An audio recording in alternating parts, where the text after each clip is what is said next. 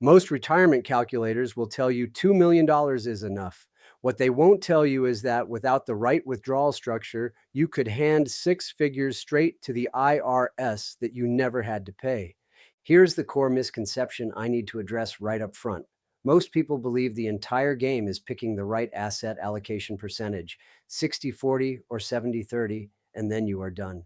But the real work is somewhere else entirely. It is about deciding which account pays for which years of your life and what that looks like on your tax return every single year.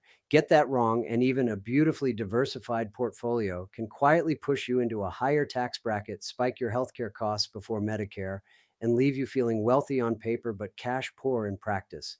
So let me walk you through a hypothetical example. Imagine someone who is 55 years old, recently hit 2 million in savings, and wants to retire now or within the next couple of years. The breakdown looks like this: 1.1 million in traditional IRAs and old 401k accounts, 500,000 in a taxable brokerage, and 400,000 in a Roth IRA. The question on the table is simple: can this money actually carry me for the rest of my life without blowing up somewhere down the road?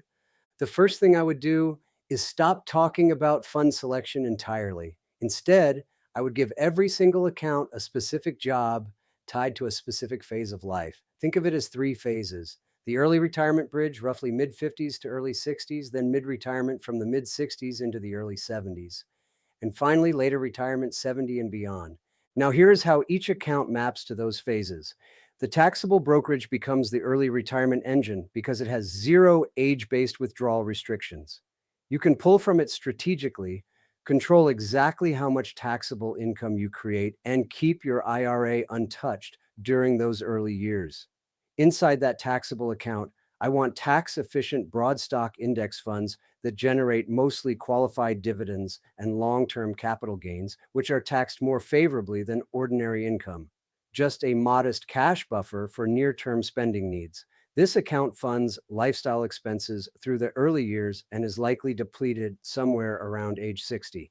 While the taxable is doing its job, the IRA sits in the background doing something incredibly valuable. It is being repositioned. Every dollar from a traditional IRA gets taxed as ordinary income, so the goal in those early years is to avoid using it as a default spending account.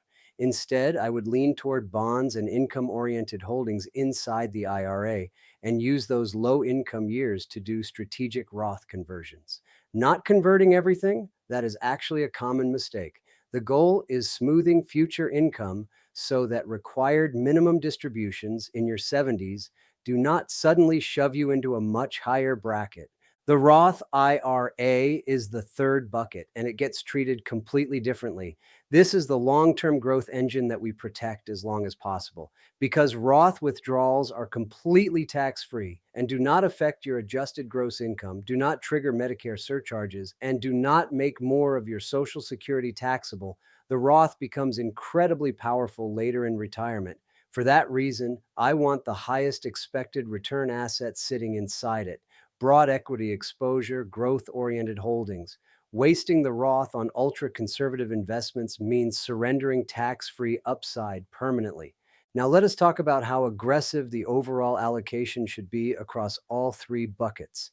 And here is where another misconception shows up. Retirement is not one moment in time. It is a 30-plus year journey with very different risk windows. In the first 5 to 10 years after stopping work, sequence of returns risk is at its peak. A bad market in year one can do real damage if the portfolio is not positioned carefully. So early on, something in the range of 50 to 70% stocks with meaningful bond and cash stability makes sense. In the middle years, once Social Security turns on and the portfolio is no longer carrying all the weight alone, you can actually afford to increase equity exposure somewhat. And in the later years, allocation decisions start reflecting health, legacy goals, and guaranteed income levels. Finally, the piece that ties everything together is a simple year-by-year income map. Which account covers which year? What does taxable income look like annually? And where are the potential tax cliffs hiding? like RMD age or Medicare surcharge thresholds. When you can see that picture clearly from age 55 all the way through your 80s, the whole plan stops feeling like guesswork. The real goal with $2 million dollars is never just growing it. It is deploying it in a way that funds the life you actually want, keeps taxes manageable across your entire lifetime, and leaves you confident rather than anxious about what comes next. If you want help building that kind of structure for your own retirement, subscribe to the channel for more helpful videos like this one. And if this video helped you think about your money differently, please share it with someone who needs to hear it.